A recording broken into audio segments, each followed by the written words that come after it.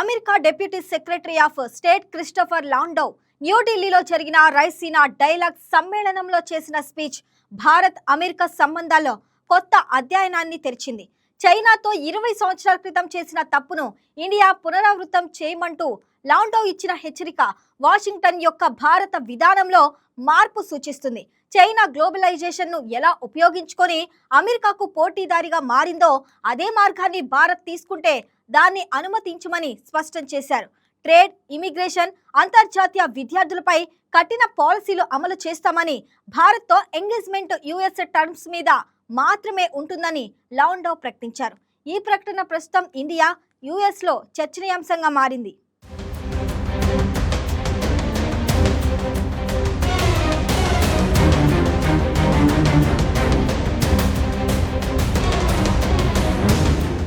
Bharat GDP $4 trillion చేరుకొని 2030 నాటికి చైనాను మించి ప్రపంచంలో 3వ స్థానానికి చేరవచ్చునని ఐఎంఎఫ్ అంచనాలు చెబుతున్నాయి. అయితే అమెరికా దీన్ని ఆందోళనకరంగా చూస్తోంది. చైనాతో చేసిన ఓపెన్ యాక్సెస్ తప్పని, ఇప్పుడు భారత్తో పునరావృతం కాకుండా ఉండాలని వాషింగ్టన్ భావిస్తోంది. ఈ హెచ్చరిక భారతీయ విద్యార్థులు, ఐటీ ప్రొఫెషనల్స్, ఎక్స్పోర్టర్లపై ప్రభావం చూపనుంది. యుఎస్ ఇండియా సంబంధాలు ప్రామిసింగ్ బట్ అన్కంఫర్టబుల్ అంటూ కామెంట్స్ చేసింది. అమెరికా చైనా సంబంధాలు 2000 సంవత్సరం ప్రారంభంలో మొదలయ్యాయి.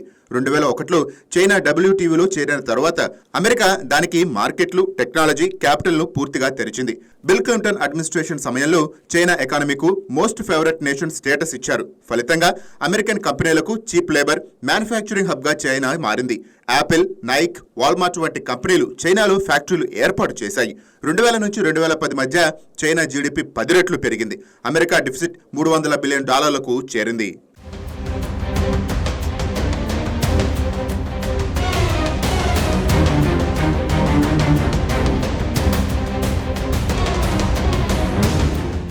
ఈ ఓపెన్నెస్ చైనాకు ఒక ఆయుధంగా మారింది. గ్లోబలైజేషన్ ఉపయోగించుకుని చైనా టెక్నాలజీ థెఫ్ట్, ఐపీ ఇన్ఫ్రిజన్మెంట్ చేసింది. హవాయ్, ZTE వంటి కంపెనీలు అమెరికన్ టెక్ను కాపీ చేసి 5G, AIలో ఆధిపత్యం సాధించాయి.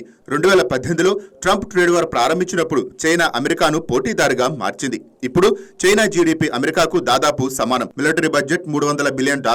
ఈ తప్పును స్ట్రాటజిక్ మిస్కాలిక్యులేషన్ గా వర్ణించారు. చైనాకు ఇచ్చిన యాక్సెస్ తమ ఎకానమీని బలహీనపరిచిందని, భారత్తో అదే పని మళ్లీ చేయమని చెప్పారు.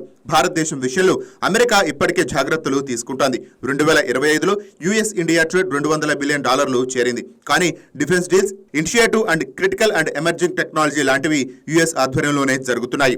చైనా లెసన్ నుంచి అమెరికా భారత్కు కండిషనల్ యాక్సెస్ ఇస్తోంది. ఈ మార్పు ఆత్మనిర్భర్ భారత్ కార్యక్రమానికి సవాల్గా మారుతోంది. ఎకనామిక్స్ ఎక్స్పర్ట్స్ అభిప్రాయం ప్రకారం చైనా మిస్టేక్ ఇండియాకి అవకాశమని, యుఎస్ మార్కెట్కు డిపెండ్గా కాకుండా డైవర్సిఫై చేయాలని EU, ఆఫ్రికా, ఏషియన్తో టైస్ పెంచాలని చెప్తున్నారు.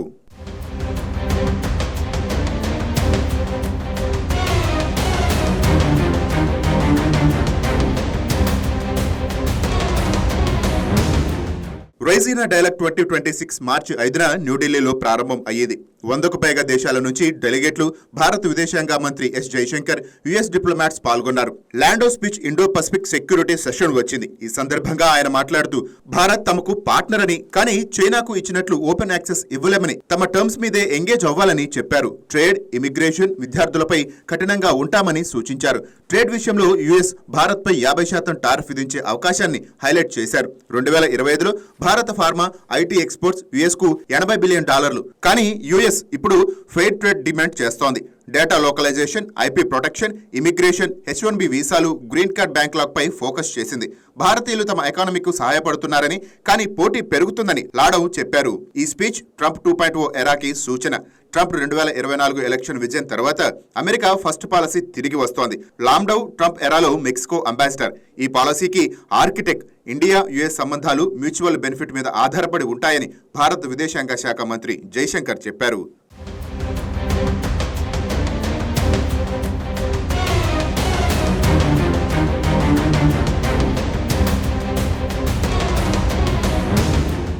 అమెరికాలో 10 లక్షలకు పైగా భారతీయ విద్యార్థులు ఉన్నారు. 2025 డేటా ప్రకారం భారతీయులు మొత్తం ఇంటర్నేషనల్ స్టూడెంట్స్ లో 25% ఉన్నారు. MIT, స్టాన్ఫోర్డ్, హార్వర్డ్ లో భారతీయులు 15 నుంచి 20% సీట్లు సాధిస్తున్నారు. వీళ్ళు సైన్స్, టెక్, ఇంజనీరింగ్, మ్యాథ్స్ కోర్సుల్లో డామినేట్ చేస్తున్నారు. ఫలితంగా యుఎస్ రీసెర్చ్ ఇన్నోవేషన్లో భారతీయులు కీ రోల్ పోషిస్తున్నారు. Google CEO Sundar Pichai, Microsoft CEO Satya Nadella వంటి వారు ఎగ్జాంపుల్గా ఉన్నారు. భారతీయులు అమెరికన్ జాబ్స్ను పోటీ పడుతున్నారు. పేటెంట్లు, స్టార్టప్లలో కాంపిటీషన్ పెరుగుతోంది. 2025లో భారతీయులు యుఎస్లో 1.5 బిలియన్ H1B వీసాలు సాధించారు.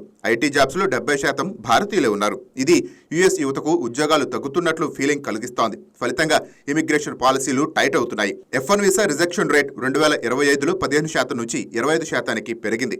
భారతీయ విద్యార్థులు యుఎస్ ఎకానమీకు $40 బిలియన్ ట్యూషన్ ఫీజు ద్వారా కొంటున్నారు. కానీ ఈ హెచ్చరిక వల్ల విద్యార్థులు కెనడా, ఆస్ట్రేలియా, యూకే వైపు మళ్లుతున్నారు.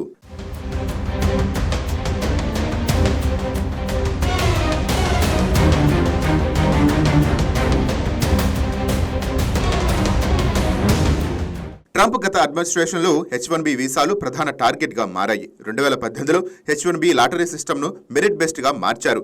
భారత ఐటీ కంపెనీలపై వేజ్ థెఫ్ట్లు కేసులు పెట్టారు. 85% H1Bలు భారతీయులకు, TCS మాత్రమే 10,000కు పైగా వచ్చాయి. ఫలితంగా వీసా రిజెక్షన్ 25%కి పెరిగింది. 2025లో కోవిడ్ సమయంలో H1B ఫ్రీజ్ చేయడంతో 4,000కు పైగా భారతీయులు దేశానికి తిరిగి వచ్చేశారు. ట్రేడ్లో 2019లో భారత్పై 50% ఇంపోర్ట్ టారిఫ్ విధించారు. ఇది ప్రపంచంలోనే అత్యధికం. భారత్ ఎక్స్పోర్ట్స్ $2 బిలియన్ నష్టపోయాయి. Generalised system of preferences status రద్దు చేశారు. కానీ 2021లో బైడెన్ ఎరాలో దానిని తొలగించారు. ఇప్పుడు ట్రంప్ 2.0లో ఇది తిరిగి వస్తుందా అనే అనుమానాలు వ్యక్తం అవుతున్నాయి. లాండౌ స్పీచ్తో యుఎస్ ఆ దిశగానే అడుగులు వేస్తోందనే అర్థం అవుతోంది. అయినప్పటికీ ఇరు దేశాల మధ్య సంబంధాలు మాత్రం బలంగానే ఉన్నాయి. 2025లో ట్రేడ్ వాల్యూ $200 బిలియన్ దాటింది. ఇకపోతే రష్యా యుక్రెయిన్ యుద్ధంలో భారత్ రష్యన్ ఆయిల్ ఇంపోర్ట్ పెంచడం కార్సా శాంక్షన్ ఆందోళన కలిగిస్తోంది. ఇరు దేశాల లాండౌ ప్రామిసింగ్ బట్ అన్కంఫర్టబుల్ అని అభివర్ణించారు. భవిష్యత్తులో భారత్ యుఎస్ కు చైనా ఆల్టర్నేటివ్ మార్కెట్. భారత్ కు కూడా ఇది మంచి అవకాశం. ఇలాంటి సమయంలోనే ఇండియా మిగతా దేశాలతో కూడా విరివిగా ఒప్పందాలు చేసుకోవాలి. కేవలం యుఎస్ మార్కెట్ మాత్రమే కాకుండా EU, ఆఫ్రికా దేశాలతో కూడా బిజినెస్ డీల్స్ చేసుకోవాల్సిన అవసరం ఉంది. అప్పుడే యుఎస్ కూడా భారత్కు అనుకూలంగా నిర్ణయాలు తీసుకుంటుంది.